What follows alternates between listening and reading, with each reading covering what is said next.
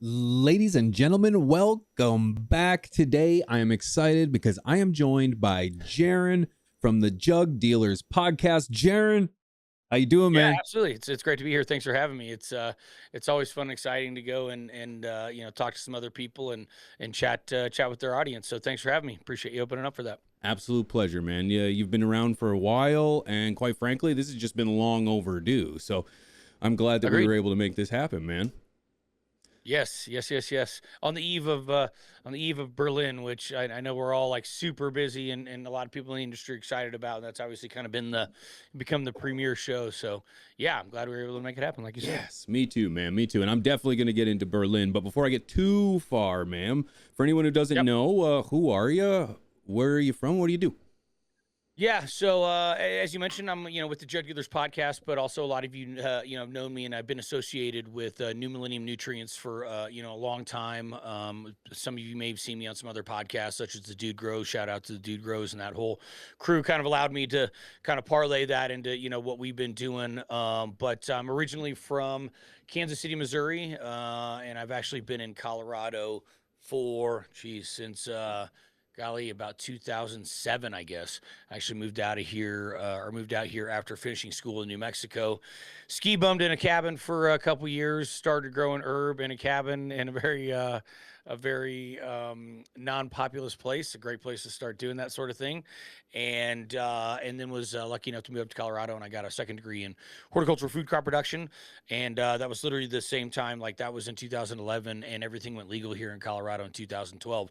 So I was a bit of as a victim of opportunity kind of thing, and everything opened up or started opening up in the cannabis world in a big way, with Colorado and beyond right at that time. So I was able to kind of take the experience and knowledge and degree that I had gained and move that right into the cannabis world. And that was, like I said, right at 2011, 2012. So yeah. Been around here and been doing this for a little while. So, but definitely have enjoyed, doing the Jug Dealers podcast. And I think that's for a lot of people, interestingly enough, is like what I'm being more recognized for now, even though in reality, I am still a sales rep and out there and selling different products and things like that. But, it does take up a lot of time and effort, as you well know, to Yeah, make this stuff work. So, yeah, there's nothing like being on front and center on the internet in front of people that are just anxious and excited to learn how to grow.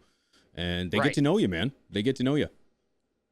Yeah. And I've had the opportunity of, interacting with a lot of them, both, domestically and internationally, which is always, really fun. I think a lot of people are, tend to be a little bit, scared to me, even came up and say hi, but in reality, it's like, I do really appreciate those interactions and it really does help. And I think you would say this too helps, kind of keep the motivation to keep it all going. You really have people that are truly appreciative for the effort that's put into it, which, it is a lot of effort. So. You're 100% right. You're 100% right. I kind of do. I can kind of relate to you when you say that, you kind of look like you're scary. I think I don't know if it has anything to do with you, but more so it's like in this kind of space, we work Right. all alone. We generally Sure. speaking, it's the internet. So it's like there's not a lot. You're in a unique situation where you actually have like Mhm. a crew that you roll with, which I'm quite envious Right.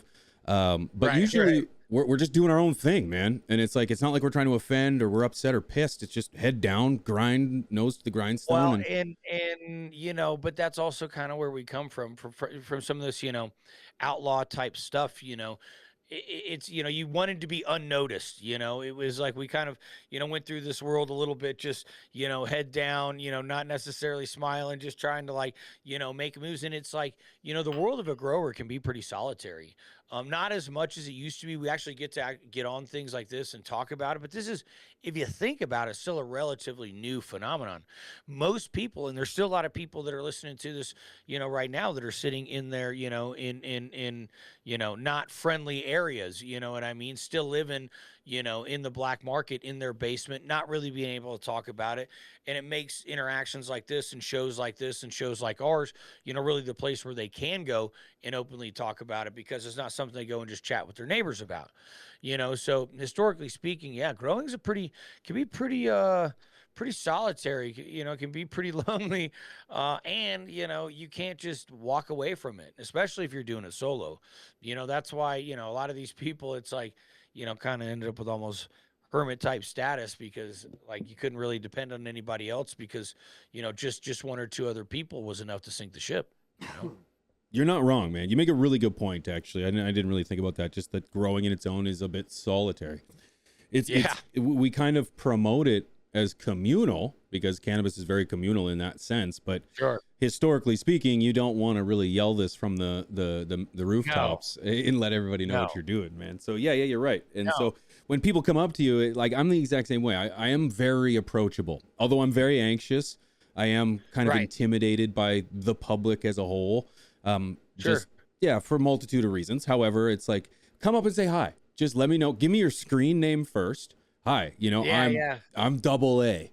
And then let me know that, hi, I'm Aaron I'm like, no way. It's always the worst when someone's like, hi, I'm Aaron. Oh, hi, Aaron. Who are you? Yeah, you got to give us some context. You got to understand. You may have seen my face a lot, but I've never necessarily seen yours. And obviously, sometimes you get an opportunity to interact where you actually get to see people. But even in this setting is really pretty rare. So yes, please do come say hello. Let me know who you are. Give me a little bit of context, and I always do appreciate appreciate those interactions. Like I said, it's it definitely helps keep the motivation going, and everything else because I mean, I know you've been going for a long time. We've been going for, 2.5 years, something like that. So, if I didn't enjoy doing it and I also didn't see people getting something out of it, it wouldn't be worth putting the effort into it. You're 100% right, man. And I totally agree with you. It's like, there's a motivation and just a feeling of just rejoice and enthusiasm you get when people come up to you and explain what kind of impact you've had on their life and how you've helped them grow. And it's just an incredible feeling. It's very surreal. And you're right. I come home from a trip and I'm just like, my tank is refueled. I'm like, let's go, baby. It's go time. Yep. I'm tired, but my cup is full. Yeah, that's it. Yeah, that's it. You ever been to Europe before? I have been to Europe before. Yeah. I've been lucky enough, very, very lucky to go there. A number of times. I was actually in Spain. I did Spanibus this year, up in Bilbao. I think that was my 5th Spanibus, probably. I've traveled to Spain, a good number of times. We also, we do distribute some of our products, some of our New Millennium stuff into the UK and actually into Germany as well through Dutch Garden Supplies. And they're centered out of the UK. So I've done a couple UK trips working as well. And this will be, I guess, my 3rd or 4th time to Germany, I suppose. Sweet. So yeah. So I again, I've been very lucky. And honestly, I think I've only been to Europe like twice, like only really once truly not working at all. So it's all been for work, which, I mean, we live in a business that work and pleasure it crosses over like really heavily and often. Yeah, it definitely does. Yeah, it's a blessing for sure. So elaborate a little more. So you said that you're a sales representative. Yeah.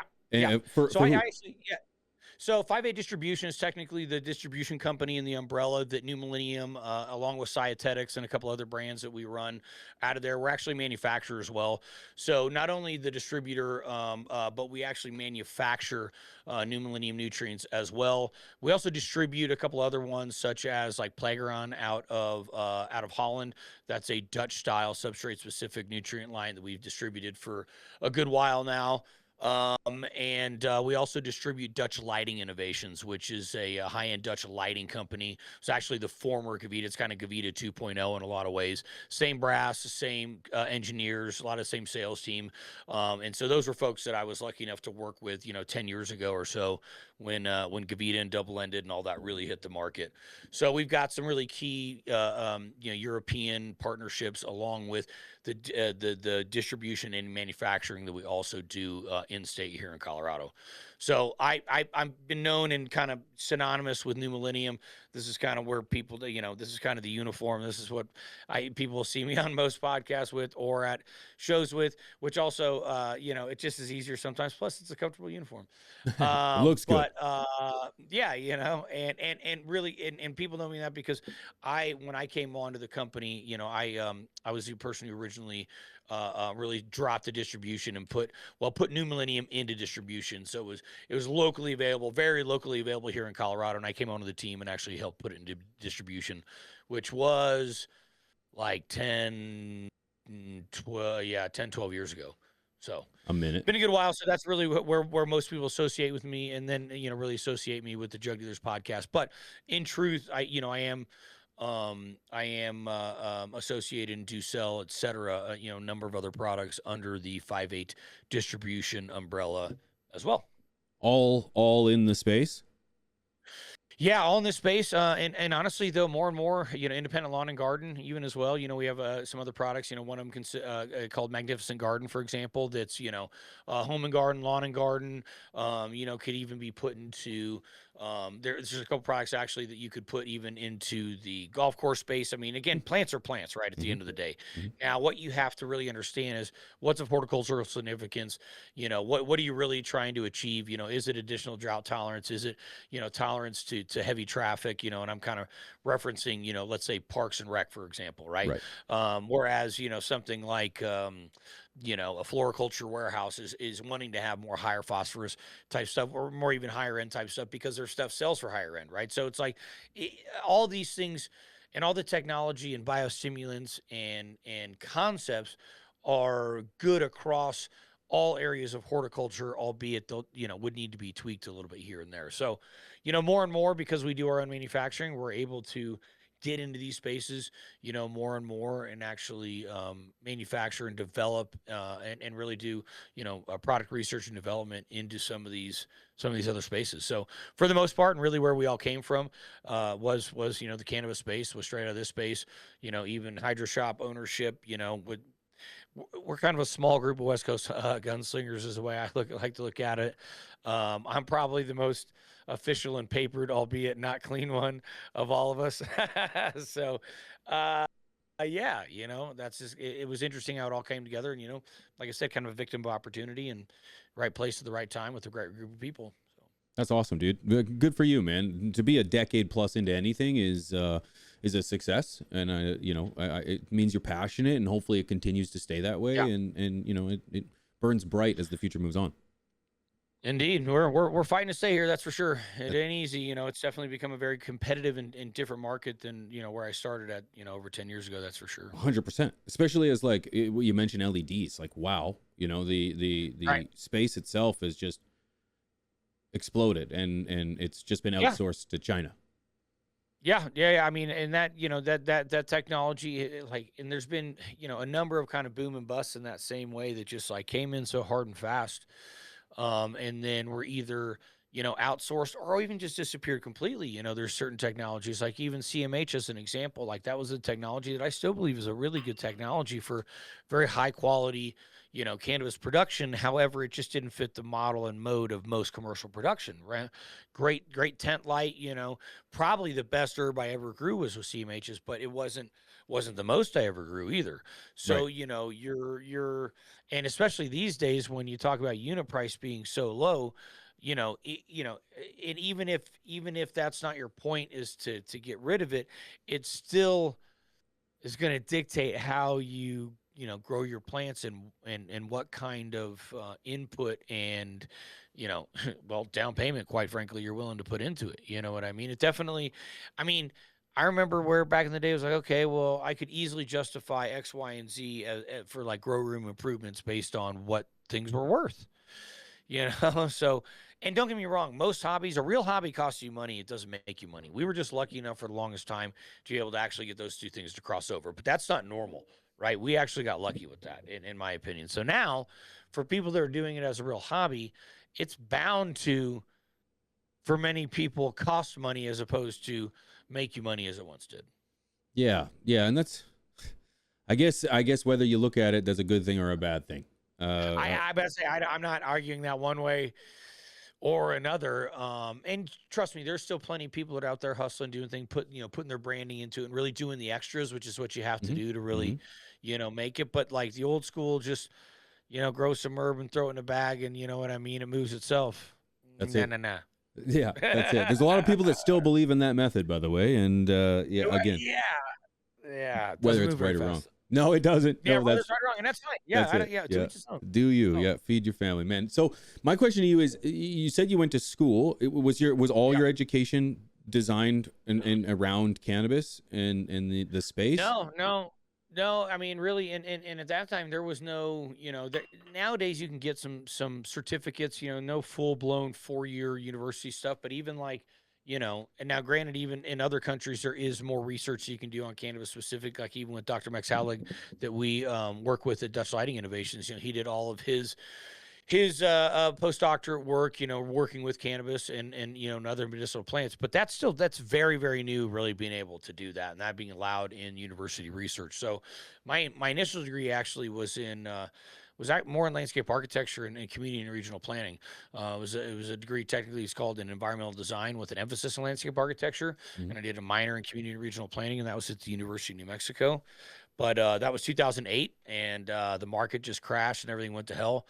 And things like landscape architecture, which is really, that's not like something like you need a stamp like an engineer or a civil engineer for. That was more like, you want to beautify and move people properly through the space outside of or through a public park or something, for example. But it's not necessary. Whereas like a grading and drainage plan, it's like a civil engineer has to stamp off on that for it to actually be done. So it was like, it was more of a bonus thing almost, right? As far as LA went, landscape architecture and planning design. So I actually went and started working and doing planning design though at at the largest retail nursery in the state of New Mexico. It's called Osuna Nursery, and I started up a design program for them. But really, it kind of got me back into realizing that I wanted to be more on the because my first was a Bachelor of Arts and I really wanted to get the science background, and I was really always more into plants is what got me in environmental design. And as going through the program, I realized it was more like outside architecture than it was, really like science based. So, but you get that deep into it, and you got to just finish it up. Yep. So, and that's why I ended up going back to school at CSU and did a background and got a BS in science as well, in Good for you, horticulture man. and food crop production. Yeah, but I was an organic farmer at first, and then weed went legal. But one way to make it as an organic farmer, especially in those days, was you guessed it, grow weed too. Imagine that. So, I basically started when I between schools. I started growing, and it was just something as a passion that I wanted to do for myself, and I'd always wanted to do. And I was lucky enough to get some good genetics. I met a guy at my cousin's wedding who was able to put me on good clones. That was the first time I had access to that, and golly, that was like 2006 or seven, five, six, seven, somewhere in there. And that was definitely one of the things that really solidified my love and intention for plants and to go back to school and really wanting to get that background. And again, I got lucky enough to where I was in a state with a good, degree for it that cannabis went legal. And I just so happened to have been growing it. So it wasn't like I was able to take, a hobby and my education and the opportunity and kind of put all those, all those three things together. And trust me, it hasn't always been, it's not always unicorns and rainbows, as they say. You know what I mean? It's definitely been hard work, and it's a labor of love. There's no doubt about it, and it's still something where, we've seen so many ups and downs with the cannabis industry, and I've been lucky enough to see it around the world too. And I've been down to South Africa and seen it, and I've worked in South America, and been down to South America, and I've seen the scene down there, and it's crazy though, because as soon as you feel like you're like getting ahead a little bit, it's like boom, we get knocked back a bit. It's like what's going on right now with potentially in November, with seeds. It's like, oh, seeds are okay, now they're not okay. Okay, cuts are okay, they aren't okay. Okay, everything's hemp. Okay, nothing's hemp. It's like, I don't know. I mean, I guess this is part of the process. I don't know, but it's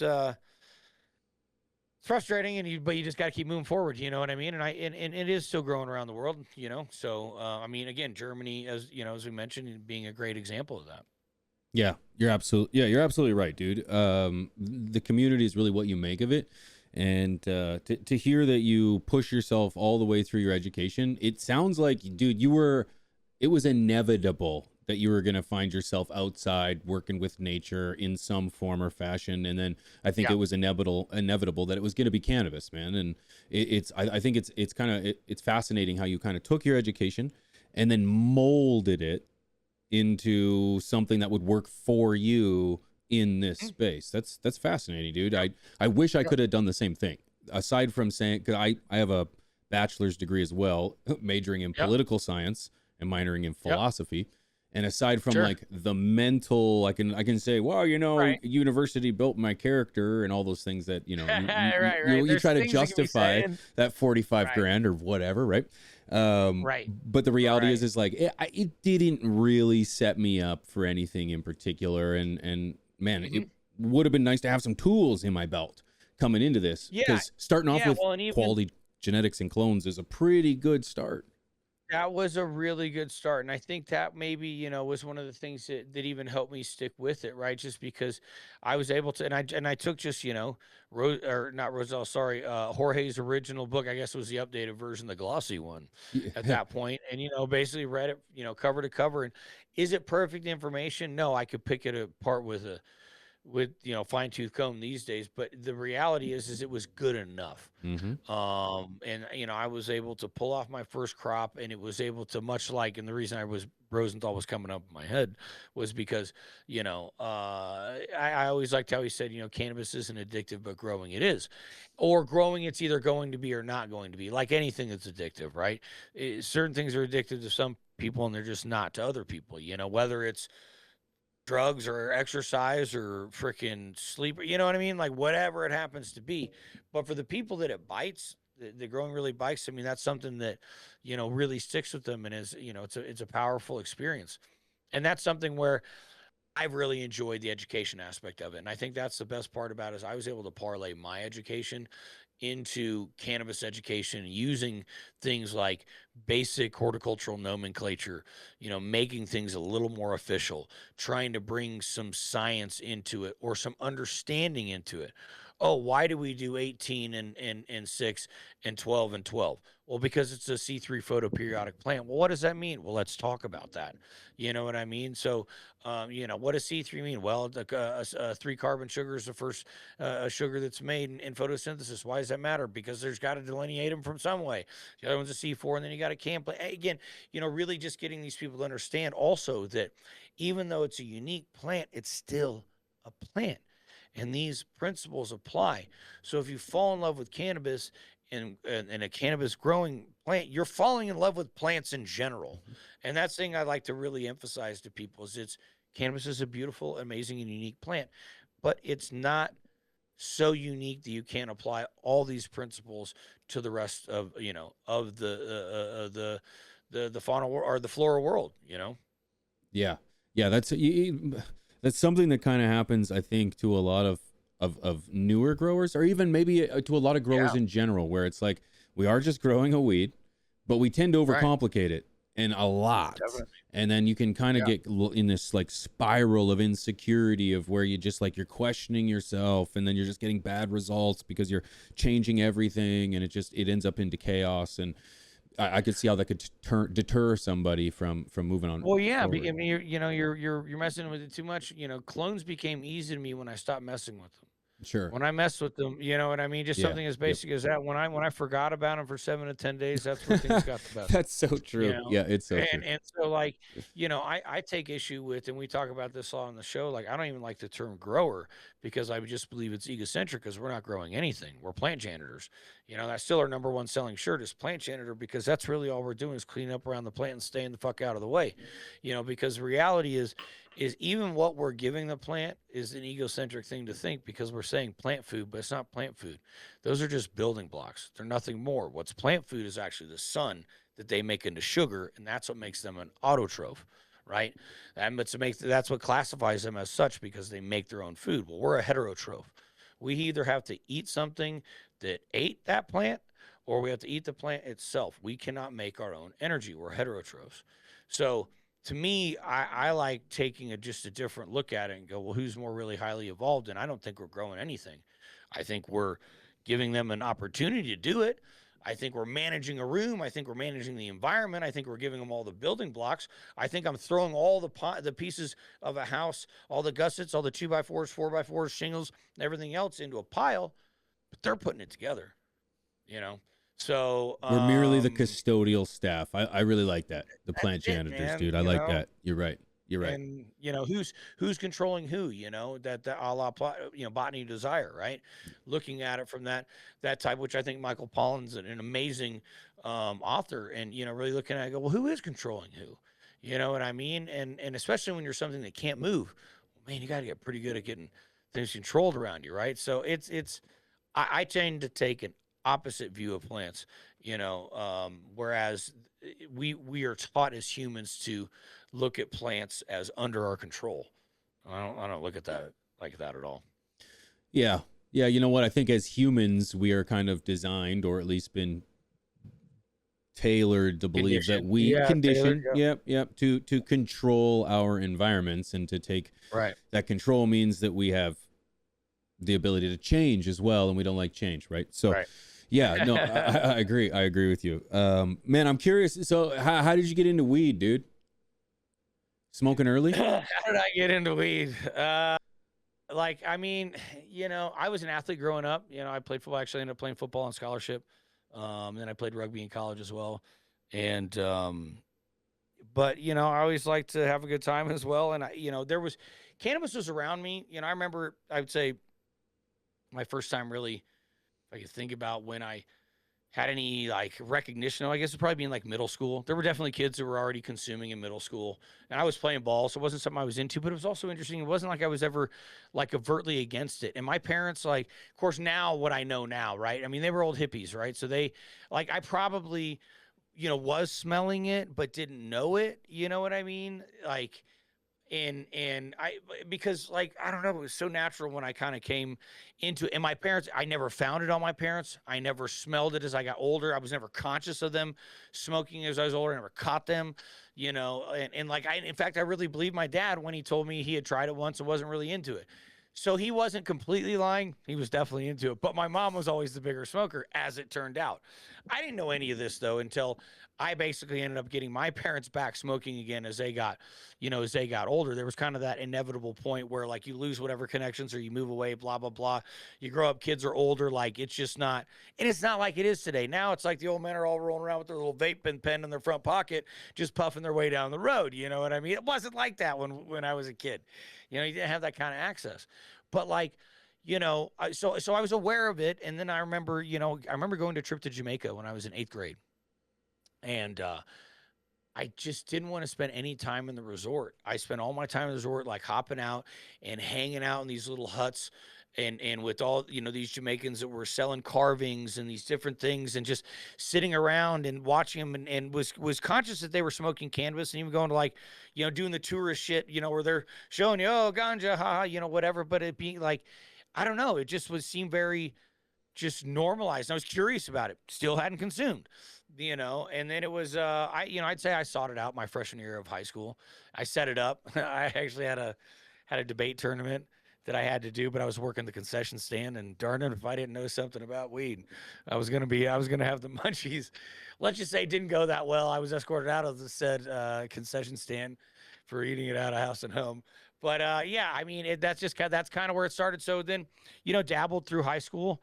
And then, my senior year, I became a lot more regular consumer, and really kind of that's, I guess where it started. And then I was lucky enough to go down to the Southwest. I ended up going down to New Mexico, and was really actually introduced to, better quality cannabis, and just seeing and being around actually the growing scene a little bit, between some of the situations that were going on in the Sandias and around Santa Fe, and then specifically up in the Taos area. At that time, there was a lot of greenhouse grown high quality cannabis being distributed out of there, grown and distributed out of that area in northern New Mexico.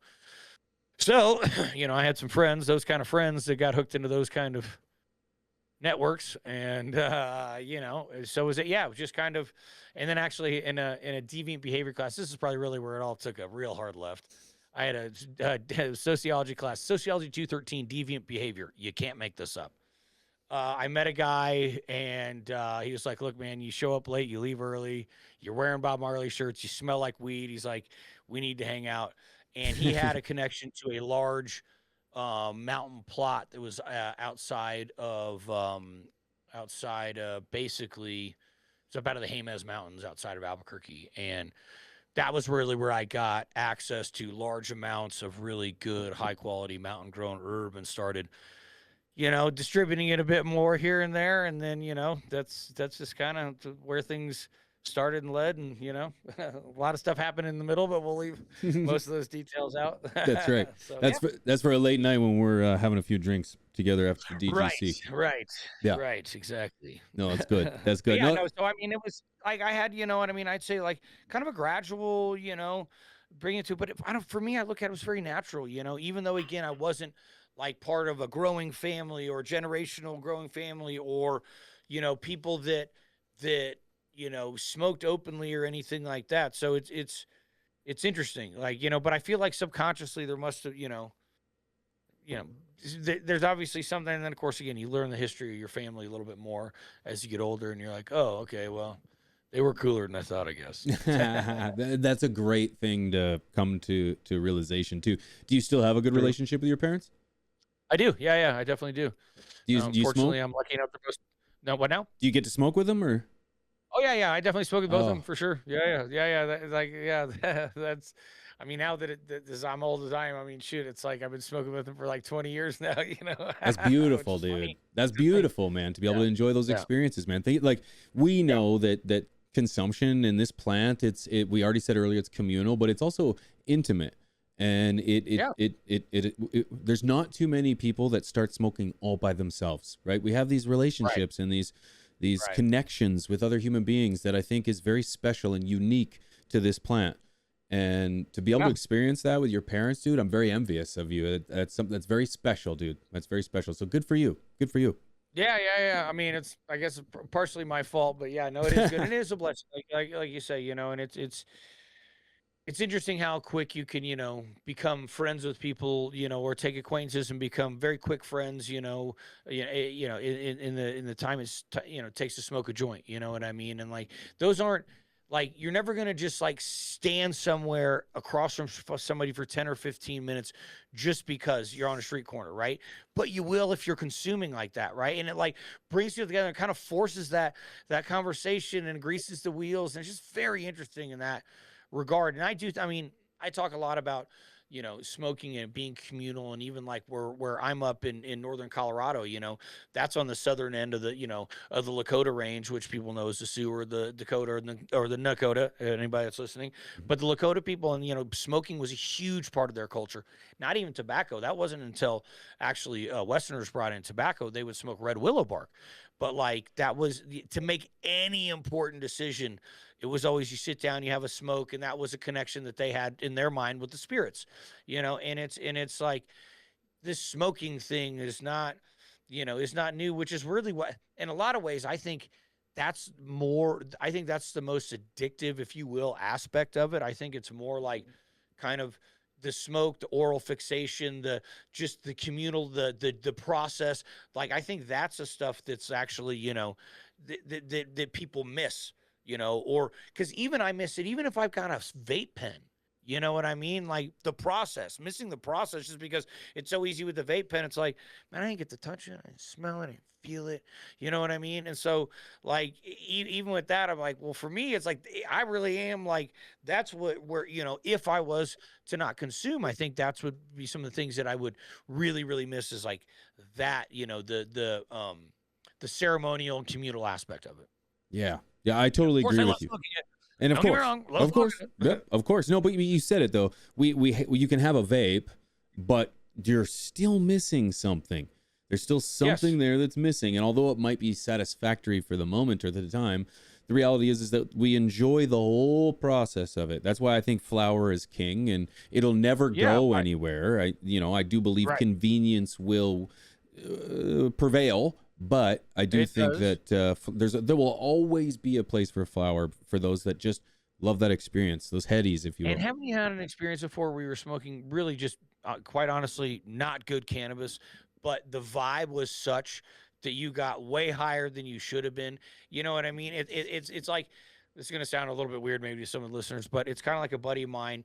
He was he was not drinking for a while, which is good for him, but he was drinking NA beers. But he goes, man, he goes, and it's kind of like Pavlov's dog. He goes, the sound of it opening, the cold beer in your hand, the it tasted a bit like beer, and then it was bubbly. He goes, I promise you, he goes, like, I cop a little bit of like a mental buzz off of this. Like, and by the way, folks, placebos do work. So if you think I'm fucking crazy, look it up, right? The mind is a powerful thing, especially the subconscious. Not even the conscious mind. The subconscious mind is insanely powerful. So, man, if you believe it, like it's happening. Perception is reality. Wait, you're absolutely right. My reality, if that's how I perceive it. Life is not as it is. It is as you perceive it. That's natural. We don't see the same thing, right? No, I totally stand by that sentiment. I had something on the tip of my tongue there, and I might have just lost it to contribute to that. But that's the weed, dude. That's the reality. Yeah, well, that is sometimes happen with weed. But again, I really, that aspect of it, and the communal aspect of it, and just that almost, again, placebo type aspect of it can be, and just that wonderful things of understanding that, like, the energy that also goes into it can bring so much more to the situation above and beyond the THC percentages, the quality of the cannabis, whatever. Like, that's just proof that bringing the people together as actually what creates that higher energy and higher vibration. Well, what brings them together? Okay, well, maybe it was the weed, but what really got them high was the vibe. You know what I mean? Without getting too, no, you're right. Too hippy dippy. No, I totally agree, and that reminded me of what I was thinking of. It's like withdrawal exists, and I come from a field of other much harder substances, and sure, when you go for a particular amount of time, you start to get withdrawal. It doesn't even have to be that long, and withdrawal comes in a myriad of different ways. But the moment you start that preparation phase, it's all of a sudden like, whoop, there's that placebo, right? There, no drugs have been taken whatsoever. But all of a sudden, the sweaty palms stop. Yeah. The nerves stop. It exists, and that's the vibe. Right? That's the vibe. Yeah. And that's why flower is king, and there's a ritual that exists. Something that I never experienced back in the day, and this just reminds me of this, is like brickweed. I never had brickweed, and so I'm such a lucky guy. And when people talk to me about back in the day with brickweed, they're like, the brickweed was shit, but there was an experience about it where that simply has not been replicated, where you would get the brick, you would have to break it down, the sounds sounds of it cracking, the stems and the seeds all just piling at the bottom. Like, these are things that I have learned to appreciate through other people. I've never experienced, but I get it. I get it. So it's all about the vibe. It's all about the experience. It's all about the culture and community. And do you feel like, just to elaborate a little, do you think like with legalization, we lose a little bit of that community, or does it strengthen? I think that part of, here's the thing. It's allowed to strengthen in certain ways, but the outlaw aspect of it, right, which is part of what that vibe, that high, that we're in a buddy's basement, we're rolling up a blunt, we are doing something we are not supposed to do. Like, there's no question that affects the, again, situational, right? There's been times where I have been alone, whatever, doing some work, ripping the bong, like smoking super high quality cannabis, and don't even feel like I'm high at all. And again, different situation, smoke one or two little hits of whatever, and you're with the right people, and it's like, so, I mean, it's it really is situational, at least for me. So I think there's a lot of people that agree with that. I'd say there's a lot of people that agree with that. Yeah. So I don't know. I mean, I guess that's why maybe inherently we would prefer to consume with other people, even if we can, even if we can consume ourselves. But again, that outlaw aspect of it, like, there's no doubt that, like you said, I mean, dude, that gives me like flashbacks to like sitting in my homie's basement. It was like the one place like his mom was cool with that we could, all right, we're going to Homeboys. You know what I mean? Not going to blow his name up. Not that even really matters, but it's like, all right, we're going to, so it's like me and my other buddy, we meet over dudes, fucking, all right, we get to smoke there, whatever. And then, go back home and just like, I don't know. It was funny days, right? I mean, or like that time in high school, that 3 p.m. to 5 p.m. Time. I mean, what a beautiful couple hours. I mean, we, I mean, it's like we fought, we fucked, we got fucked up. You know what I mean? It's like, it was, I mean, an incredible 2 hours, and then boom, everybody get the hell out of here. My parents are on the way home, and we got to sit down for dinner, and, but damn, for that 2 hours, boy, we were drinking 40s. We were, playing basketball. We were riding skateboards. We were smoking weed. Good times, I totally, I totally vibe on that, man. You ever go into somewhere where you're like, you've just blazed up and you feel okay, but then you go somewhere where you're not supposed to be high, and all of a sudden you're 10 times higher than you were before you walked through the door? Nothing changed? Definitely. Yeah. Definitely. Yeah. That dies, I feel like, with legalization. So it's like, I kind of feel you on that, where there's an entire, maybe not culture, but there's an entire experience that dies with legalization. There'll always be places. Is that my Discord or your Discord? I can hear bloop, bloop, bloop. But anyways. I can hear it. I don't know whose it is. Oh, I don't okay. know if it's I don't know if like look. I don't know. Anyways, someone's gonna watch this and think it's theirs, and it's gonna, they're gonna be in a different app. But anyways, I feel like that dies with legalization in a way. Of course, there'll still be places where you can't be high in. But, right. Or it's going to be discouraged, right? Or you're going to get bad looks, but it's still like a bad look isn't. That's not like illegal repercussions, No. as it could be before. So like, I mean, and even before, it's not like you could get necessarily arrested directly for just smelling like weed, but now you're going to get messed with. Maybe have more on you. Maybe now they're watching where you're going to your car. Maybe they're pulling over. There's a million things that you could get paranoid about at that point. Now you're not. There's no. You can't even really get paranoid about any of that shit. I like so. I don't know, good, bad, or indifferent. I'm not necessarily, Now it just creates new experiences, right? Now that where we just didn't have them before. It's just where there That's is, true. It's hard to foresee. For example, it's like I remember someone talking about how they were at a child's park. They were at the park with their children. Let's frame this. Yep. And the kids are interacting. It's so easy for children to make friends. The kids just walk up to each other and they're like, "What's your name?" And then they just start playing. It's like all of a sudden the ground is lava. Whereas like if you look at the parents, for example, one dad way in that corner, one dad way over in that corner, one mom way over there, one over there, and you're sitting here all by yourself, just not interacting with the parents. But 100%. if all of a sudden there was someone smoking a joint, or right there, because I think that should be somewhat acceptable, and maybe I'll get some flack for this, but it's like the dads and moms should be able to just chill, smoke a J while their kids are at the park, enjoying themselves, and look, I don't. Whole new experience that comes out of legalization, perhaps. Yeah. But it's funny because we've talked a lot about how I like people in this generation, even like. Or the next generation, let's say, they're not only are they not growing, they're not even thinking about growing. That's what's very interesting to me. They don't even really consider, because it's so available, and it's been so available.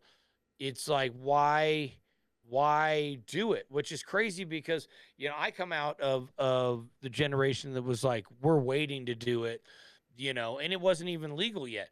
And honestly, we didn't even really see any true path to legalization. I mean, it's funny because I remember we used to like talk about it, and there would be like some weed marches here and there, and like every once in a while you could like smoke in public kind of because like there was just enough people or a march or whatever. But it's like we were really thinking weed was going to be legal, and then it happened. So it's very it's crazy how fast it happened, and how just all of a sudden then boom, the next generation of smokers never even grew up. They're in their smoking age. It was never outside of legalization, right? So even if they weren't 21 and able to purchase yet, let's be honest, if you're getting anywhere close to that age, you probably have access to it. So similar to alcohol, people are now, that just becomes which from what I understand, if you look at the statistics, is working if that's what they're wanting to do. And actually, young people are consuming less. It's funny because old people are consuming more. A lot of people that used to consume, a lot like my parents, came back to consuming, you know? And then you have a ton of, seniors who maybe they're not smoking fat doinks, but they're definitely using salves and they're taking gummies and they're using tinctures and, hell, it's like, I can tell you, which I'm not going to blow them up, but, somebody in, a senior, let's just say that in my family who's never slept well in their life now takes my trim and makes tinctures and takes it every single night and has never slept better in their entire life.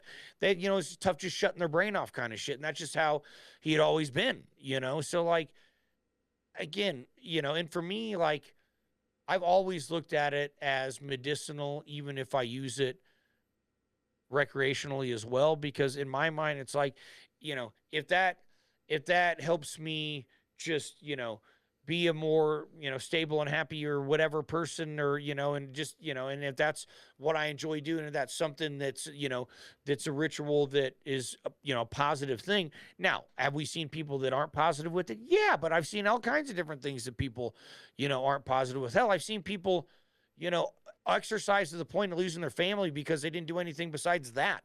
You know what I mean? So it's like anything can be negative if taken too far. Yep, you're right. You're right. Moderation is important, and that's why I think education is important. Conversation is important. We should talk about these things. We should make the uncomfortable comfortable, so we can have answers that we just simply haven't had. And I think we're talking to our children in a way that we simply have never done before at mass.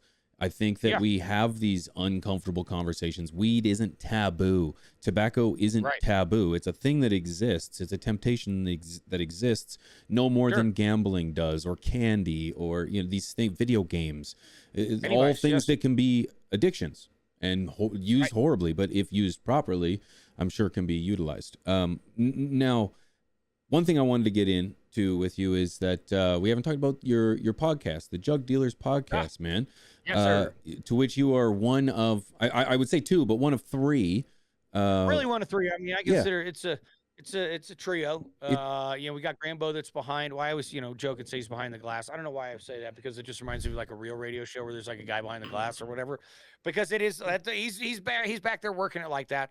But definitely, doing the production side, the editing, really working the, the finer side of things, the YouTube, side of things, and then my co-host Gabe, as well, which he's kind of on here halftime as well because he's also working at another big grow. So yeah, it's basically a trio of us though, and it's been a good thing. Again, all science based. We've always kind of felt like the stories are out there. The stories are great. The strain stories are out there. They're great. All that history's there. A lot of the shows were doing it, but we did feel like there was a lack of, real science, and wanted to bring a more science-based show to the people. So, and that's kind of the whole Jug Dealers, it's a little bit tongue in cheek. We sell nutrients, jugs, hence. So we're dealing jugs, not drugs. Well played. Well played. No, I think it's a fantastic idea. And I think you are a trio. I've seen the show and the way you guys jive together and keep things going. The conversation flows, and that's very important. And like, I have my own podcast, one with the boys from the Stash. And then I've got one with my wife and I, and it's TeawithP, but the reality is that she's the other half of the show, and people are always often listening to hear what she has to say. She's a woman, right? So at least I'm pretty sure. So it's like, actually, I'm certain. So it is a trio. I couldn't do it myself. I couldn't do it myself, man. And here I am today making that happen. It's just so much easier, man. And so and honestly, I totally vibe with that. I mean, at one point I was like, "Oh, can you do it yourself?" I was like, "I guess, but I don't think it's going to be interesting." That's not how I would want to do things. I really enjoy having the other two guys that really help keeping this whole thing, going. And even if we do things in a little bit different setups at different times, like you are here, that's fine. You know what I mean? But yeah, in make general, it happen.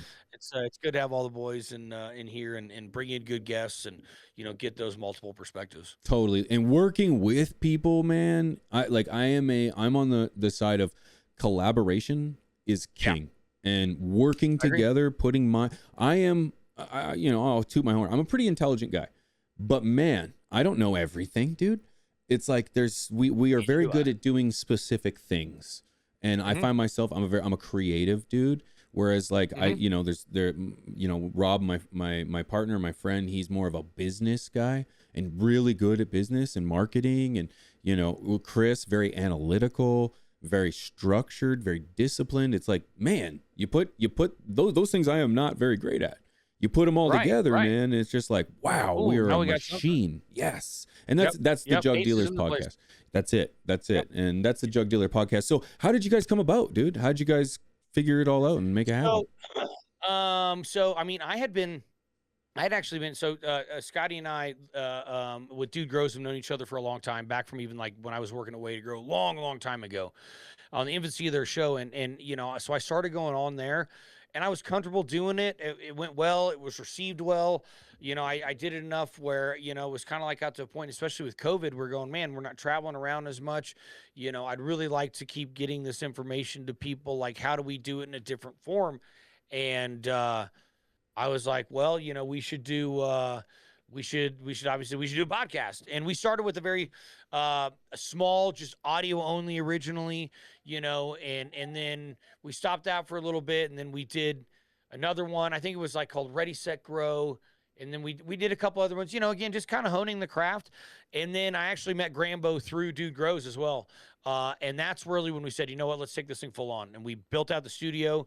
We brought Grambo on, and we're able to, really take the practice and everything that we've done and truly just kind of go for it. So, yeah, we were putting the pieces together over, I mean, really for a few years, if you really think about it. And then bringing Grambo on, that's when we started the Jug Dealer specifically. So that would have been technically, I guess, our third kind of rendition, but this is the first one where we had it, fully filmed, fully produced, and really kind of put the full effort into it. It's awesome, dude. No, and good for you guys, because you guys are doing very well. Things seem to be running very consistent, or not consistent. Yeah. That's not really the word I was looking for, but they were, because you guys are pushing the bar every video. It's all organic, right? And we're in a niche. We're in a real small niche, and even within the growing community or the agricultural community, right? It's a smaller niche than that is. You look at agriculture and you talk about cannabis, it's a really small slice of that. You look at the weed world, and really, growing it is becoming an even smaller slice of that. So it is one of those things that it's we do talk about culture things, obviously, because that stuff's going to come up.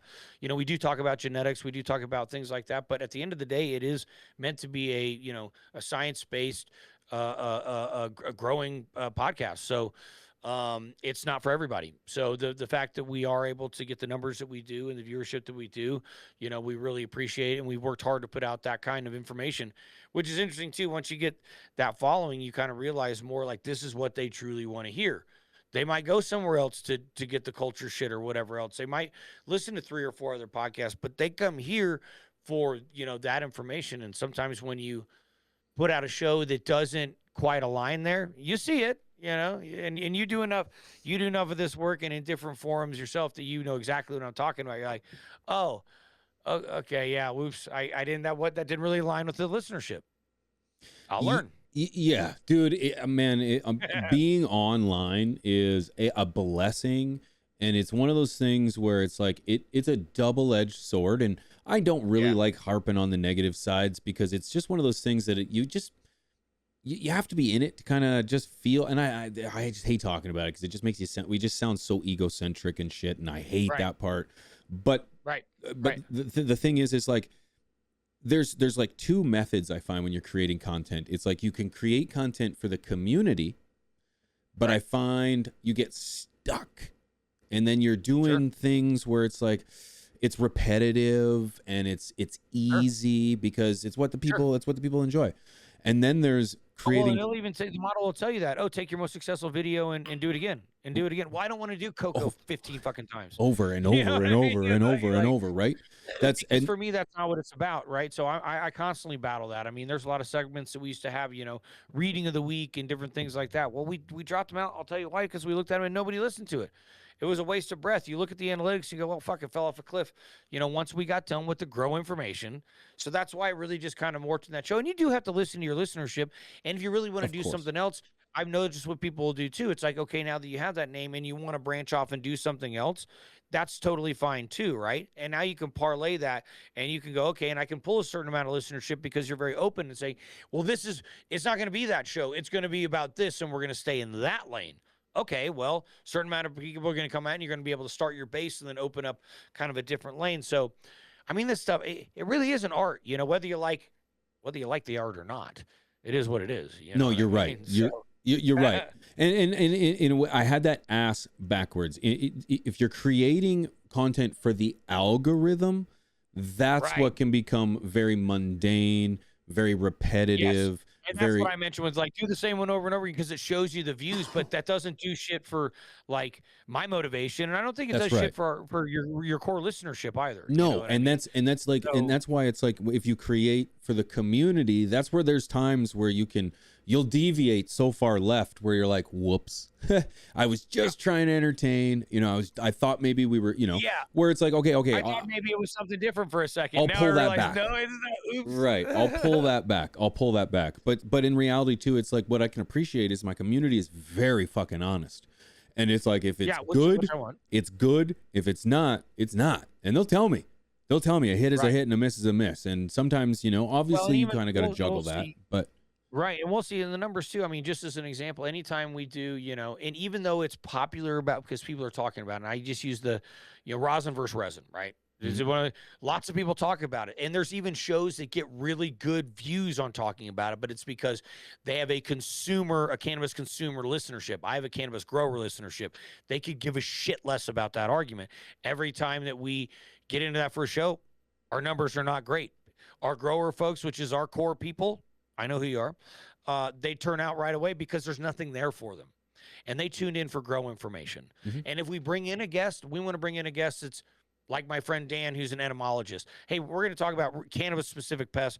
Sure, I did a thing on entomology, but we're going to bring in a guy that runs a facility that does this every day. I want to bring in specialists that go beyond what myself and what Gabe, can do. And that's it. And again, when we deviate, the audience lets us know. Mm-hmm. They let us know, even whether they tell us directly or we just see it.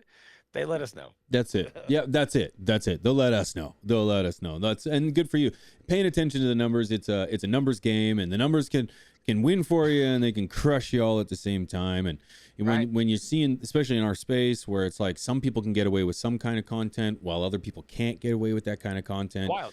It's just a little deflating at times, right? But the reality is like this is where we kind of get to the beginning of the conversation where it's like we put the blinders on, man, and I just bulldoze through this space. It's like it's me and the community, me and the flock.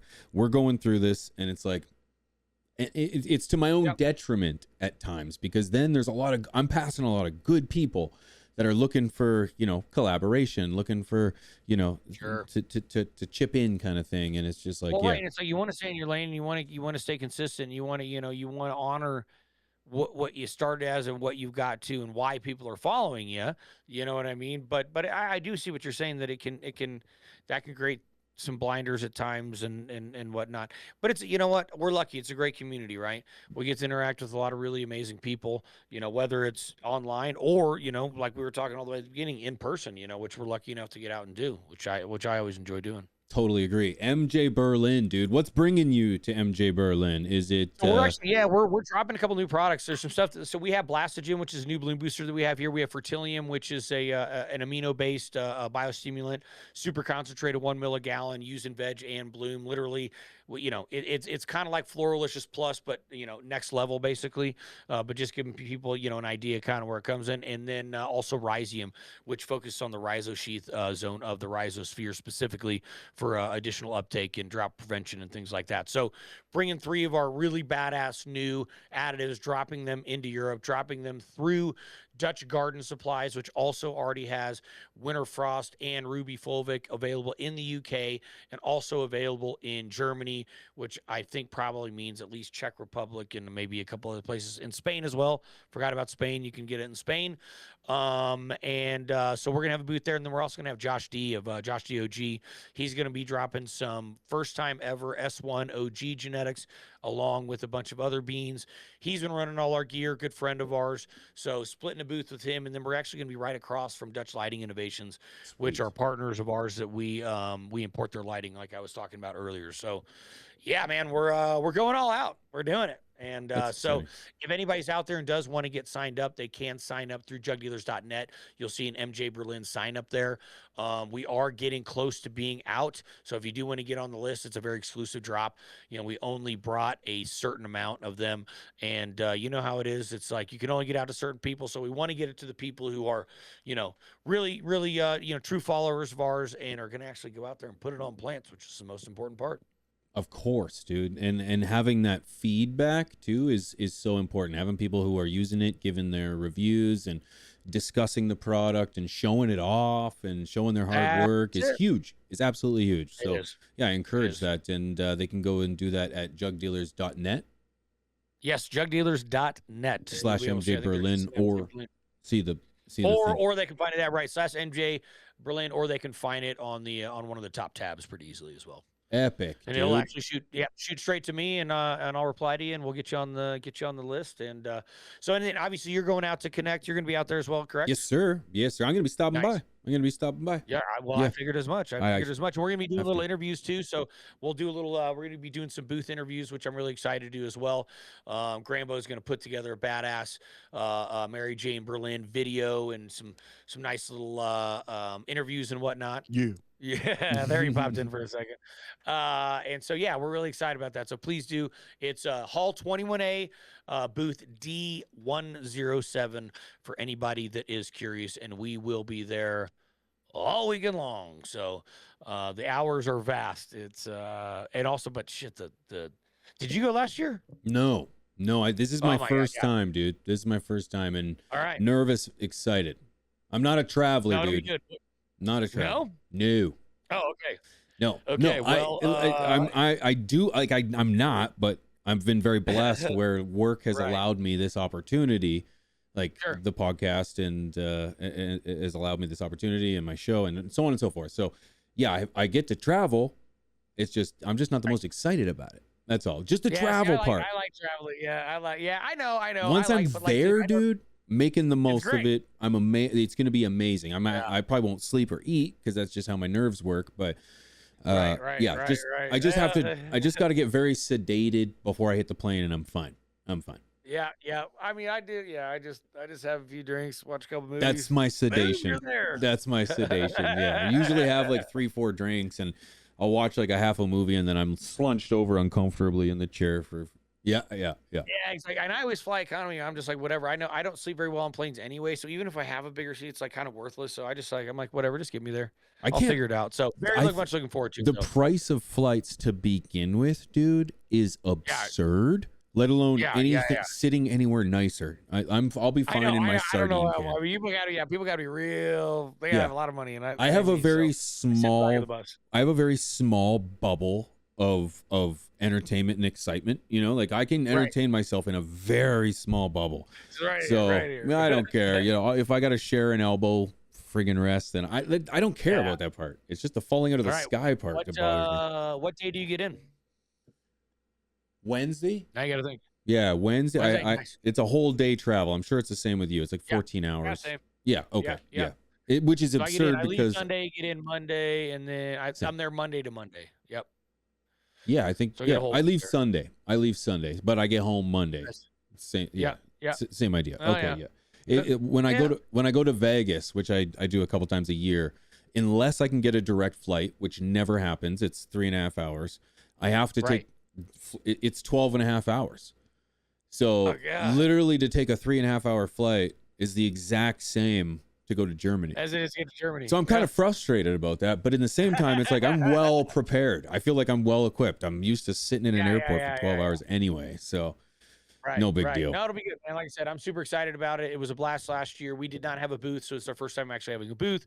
But you know, definitely I think it's taken over as the premier, premier spot for, for really just the international spot for cannabis. I think Spannabis will keep rocking along, but I think it'll be more of a European show, and I think Mary Jane's really going to be the international show. So It sure seems that way. Last year was impeccable, man. From what I saw, yeah, Rob went, and yeah, it was increcincble. And I think it's that gonna, was great. yeah, I think it's gonna be amazing again. And this episode is going to air the Monday of the week of, so like in a few days. Right on. And if Right anyone's on. Well, everybody watching, come and see it. yes, I Yeah. encourage everyone to go check out jugdealers.net/MJ Berlin, or just jugdealers.net, and look for the big MJ Berlin thing. Look Sign for the up MJ and- Berlin. yeah, Hard to miss. You'll see my face there once or twice for sure. Perfect. Jerin, I got one last question for you before you go. What you got? If your 12-year-old self could look at you now, what would he be the most impressed about? That That young boy, full of dreams, running around. That's a really good question. Take your time. I like that because it's difficult too. I mean, I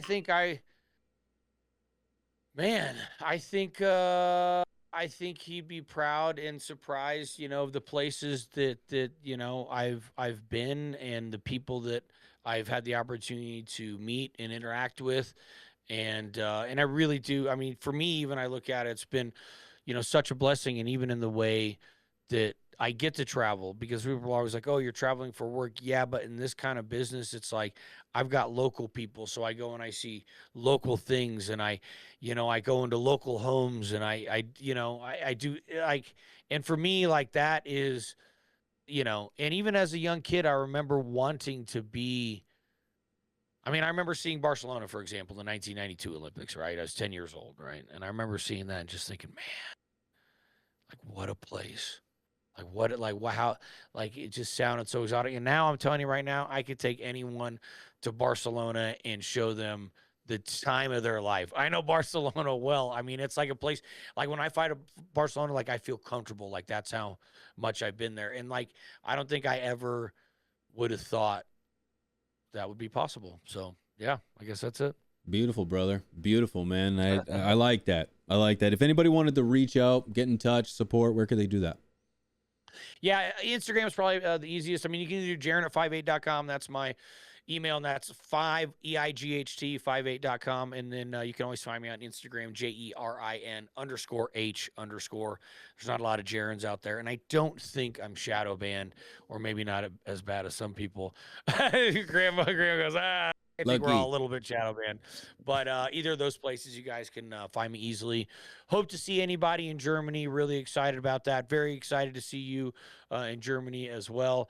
Hopefully we get some nice gifts from all our happy listeners that we can enjoy and have a nice little smoky treat while we're there. I sure hope so too, man. I sure hope so too. I'm really excited to see you, dude, and we're gonna make the most of it. Thank you very much for making time for me and the crew. Thank you to Grambo in the back for allowing this to happen. My pleasure, dude. Yeah. I encourage everyone to go check out jugdealers.net and to support the cause. Jerin, thank you, sir. We'll catch up soon. Yes, sir. Awesome. Thank you so much. Appreciate it. Thanks, man. Until next time, my friends, we'll see you next week. Peace.